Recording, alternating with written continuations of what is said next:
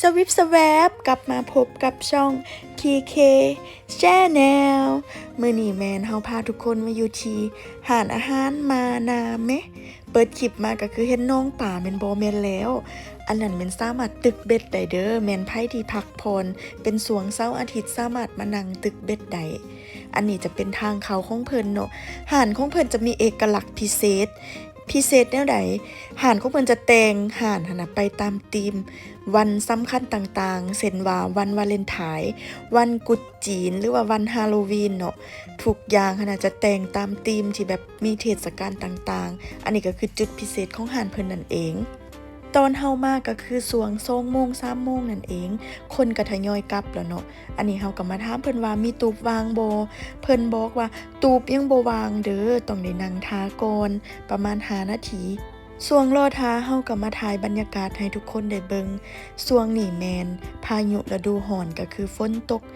ห่ำอันยอดมักม่วงคั่นน่ะพวกเจ้าเนาะก็เลยเฮ็ดให้น้ำคั่งแบบนั้นนั่นเองมอจะฮอดฤดูการเฮ็ดนาแล้วเนาะแฮงสิเขียวงามเลยพวกเจ้าหานนี้นะและอันนี้ก็คือเพิ่นแต่งเป็นธีมกุดจีนเนาะยังอยู่ในช่วงกุดจีนอยู่เป็นปีใหม่ของจีนนั่นเองแม่นไผที่อยากถ่ายรูปนุ่งสุดงามๆแบบให้มันทันแบบเทศกาลต่างๆเนาะก็สามารถมาถ่ายรูปอยู่นี้ได้เลยอันนี้เฮาก็ได้ตูบเป็นที่เรียบร้อยแล้วตูบของเฮาก็จะได้นั่งไก่อยู่เคสที่เพิ่นมาถ่ายรูปนั่นเองวันนี้พาเด็กๆมาออกแขก อาหารของเฮาก็ได้มาเป็นที่เรียบร้อยแล้วอยู่นี่แม่นสั่งบ่ดนเด้อจานทำอิฐจะแม่นตำถาดเนาะตำถาดเพิ่นจะมีเป็นปูมาเป็นไข่เนาะแล้วที่เด็ดก็คือนี่เลยจ้าอันเมี่ยงเกาะไข่มดส้มเนาะยำไข่มดส้มโคตรแซ่บเลยที่จริงหั่นน่ะข้อยสั่งอันกุ้งเต้นแต่ว่ากุ้งเต้นเพิ่นเบิดแล้วเนาะเฮาก็จะมาหักมักเผ็ดใส่แบบนี้เลยแล้วแต่ความสะดวกเนาะแม่นไผมักกินไผบ่มักก็ขออภัยนำเนาะเพิ่นก็สุดยอดแล้วเฮาก็ได้สั่งพันปลาไปนั่นเองตัวนี้จะเป็นสุดพันปลามีเมียงแบบภาษาไทยจะเอิ้นเป็นเมียงป้าบ่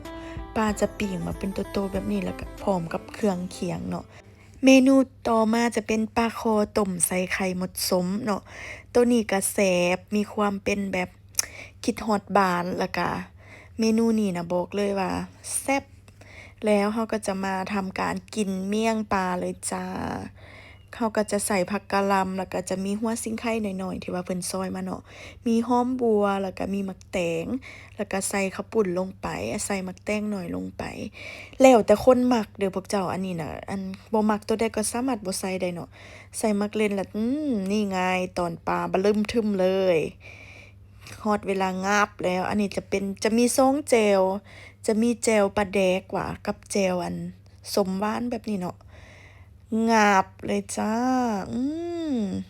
อ้าวคือบ่งับเบิด มันใหญ่โพดเพิ่นว่าเมนูต่อไปก็คือจะเป็น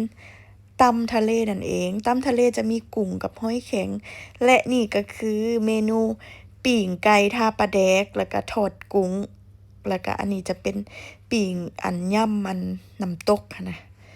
และบรรยากาศตอนค่ำเนาะหลังจากเรากินแล้วเราก็จะมาย่างย่อยหน่อยหนึ่งมีสถานที่ให้เด็กน้อยลิ้นพร้อมเด้อสำหรับไผที่มีลูกมีเต้าเนาะสามารถพาเพิ่นมาพักผ่อนได้กินเขาวแล้วก็ให้ลูกลิ้นอยู่หั้นได้เลยเนาะบรรยากาศตอนแลงก็จะเป็นแบบนี้เลยพวกเจ้าเขาจะเปิดไฟแล้วบรรยากาศโคตรดีเลยอากาศเย็นสบายเนาะสมชื่อกับร้านเพิ่นหั่นแหละตอนแลงแบบนี้มานั่งกินข้าวชมวิวแบบนี้ก็โอเคเนาะมีบอนให้ถ่ายรูปหลากหลายเพราะว่าเพิ่นจะเปลี่ยนไปตามธีมต่างๆเนาะแบบอันนี้จะเป็นแบบว่าตกแต่งคล้ายๆแบบว่านางฟ้าอิหยังสินะแล้วอันนี้ก็จะมีต้นกล้วยหยังที่เพิ่นประดับประดายอมรับว่าร้านนี้บรรยากาศดีเนาะตอนค่ำมาน่ะและนี่จะเป็นมุมถ่ายดอกทานตะวันที่ว่าแม่นไผที่แบบมักดอกทานตะวันเป็นพิเศษเนาะจะมีบอนให้ถ่ายรูปหลากหลายเลยพวกเจ้าสถานที่ก็แม่นตั้งอยู่บ้านดอนนูนเนาะบ่ได้ไกลเลยสำหรับไผที่อยู่เขตนี้เนาะพาพ่อพาแม่พาหมู่พาครูหรือว่ามาสังสรรค์กันอยู่ร้านนี้ก็ถือว่าโอเคเนาะ เพิ่นจะมีเป็นโรงแก้วให้ก็มีเป็นโรงโลงเนาะจะมีหลากหลายให้ ได้เลือกเลย และอันนี้ก็จะเป็นบอนนั่งถ่ายรูปอีกมุมหนึ่งที่เพิ่นจัดฉากไว้ให้เนาะเฮาก็จะกลับแล้วเนาะทุกคนหลังจากที่ย่างให้อาหารมันย่อยแล้วหั่นน่ะแม่นไผที่อยากมาปักเบ็ดก็ได้เนาะทุกคนบ๊ายบายฝาก